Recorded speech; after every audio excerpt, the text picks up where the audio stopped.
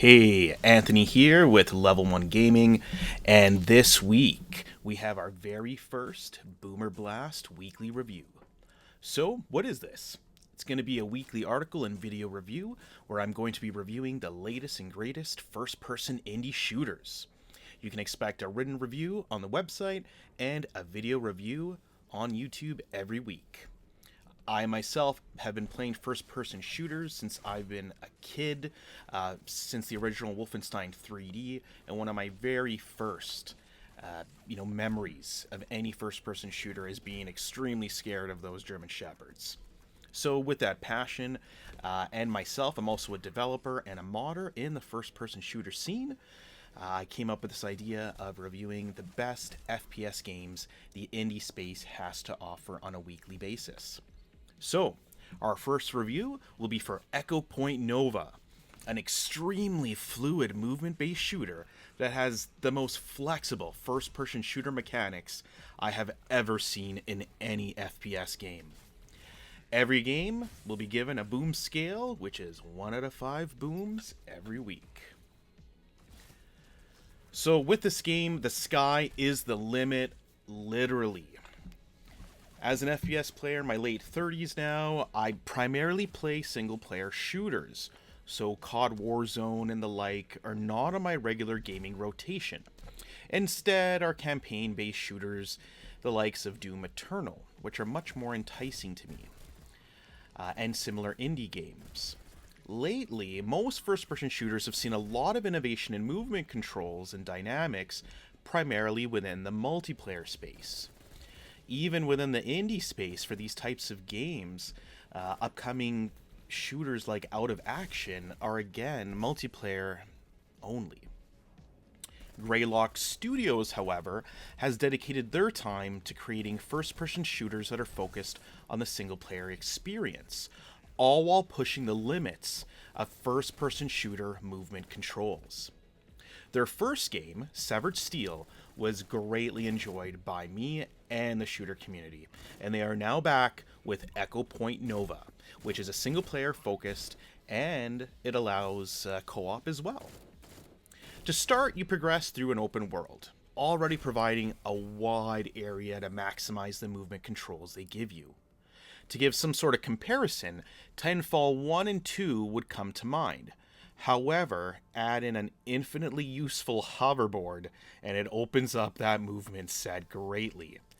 The hoverboard kind of acts as your sprint function, but with much greater speed, flexibility, and almost, flight itself, as it allows you to wall ride, fly temporarily, and hit enemies.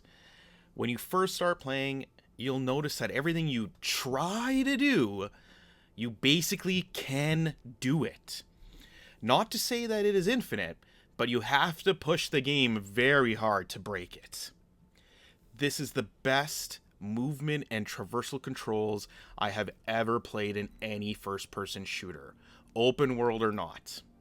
Single player, multiplayer, out of any of them, I've never played something as fluid and emergent as this.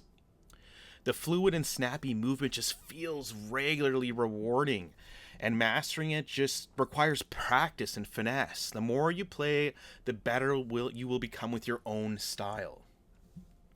You also get a grappling hook, which I still defend is the best thing Halo Infinite gave to the series and the entire FPS genre. The way they pulled it off was so satisfying and implemented into combat so well. I love that thing in Halo Infinite, and I'm so happy to see an amazingly realized grappling hook here in Echo Point Nova. Here, the grappling hook gives you a huge amount of speed that you can time right to get big boosts across the open world. Plus, it has all the same uses, like grappling to higher spots, or timing it to, perfectly to swing around like you're Spider-Man. And of course, you'll do this moving faster than a shooting star. While you're hovering, swinging, grappling, and flying through these worlds, you will have access to an assortment of weapons. Just like the movement controls, shooting feels perfect with precision and great feedback from both audio and animations of the weapons and the enemies you're hitting. There's also a unique reload mechanic when swapping weapons that motivates the player to weapon swap and think of new and different combinations based on different enemies or encounters. The designs of the various weapons are all very well done, which complement the art style of the game, which is a very bright and comic book stylized world.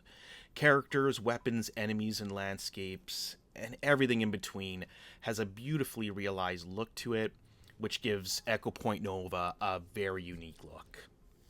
The open world nature of the game's progression complements the shooting and movement gameplay perfectly. This means you can change your approach to any main or side mission, always moving, changing vantage points, going in close when you can, evading fire, and flying high to continue to move, scope out the battlefield, and continue the carnage. The combat can get a bit crazy at times and hard to track the larger the groups and enemies get, but that is all part of the fun as you get overwhelmed and need to get your bearings again. Second gameplay in Echo Point Nova is some of the most emergent FPS gameplay I have ever experienced. One thing I haven't even mentioned yet is that the entire world is fully destructible. Walls, floors, structures, everything. You may need more firepower depending on what you're trying to destroy, but it all mostly will come down. So being able to blow up a wall to escape a firefight that is going poorly, to hoverboard your way to a new vantage point, to take a breather and review how to re-engage, is a beautiful convergence of so many mechanics and technologies at work to give a huge amount of freedom to the player. This game should be studied. Exploring, fighting, flying, the gameplay loop in the open world is addicting as the main and side quest system allows you to explore the map at your leisure. Exploring on your own, you will scan areas that will create combat encounters that will start to bring in tons of enemies. Once the last ones are dead, you can fully scan the area, providing rewards like a new weapon, upgrade, cosmetics, and these areas also increase your health as well. You will also find that you can find items that will benefit your friends you might have with you in co-op too. There are also perks you can collect, along with being able to upgrade how many perks you can have equipped at one time as well. Doing all of this is extremely effortless, as the game's UI and systems are laid out so well, all while the game gradually introduces you to each one of these new mechanics, whether it is movement, shooting, upgrades, etc. The pacing of how the game opens up has been done perfectly, and it is clear they worked hard to playtest this to perfection. I would say this is Valve level of quality for introducing mechanics to a player. When it comes to the story, well, it was not very engaging for me. The way it is presented within the world also makes it very easy to move past lines of dialogue that are popped up like within the world, and with almost no voice acting, it becomes difficult to connect with the characters. The story isn't why you want to play this game, however, it does seem like a missed opportunity. The world and lore slowly reveals itself, but it is more up to the player to get invested and immersed, and the story won't really do that, even if you do your best to follow it. I will say the story does become the only thing that can regularly interrupt the flow and pacing of things, as you then have to rein things in from your exploration and carnage and go back to do story-specific missions. It's really the only issue I had with my time with the game. Hopefully over time they manage a better way to integrate the story into such a flexible world. So to conclude, Echo Point Nova is always keeping you moving and feeding that combat exploration loop.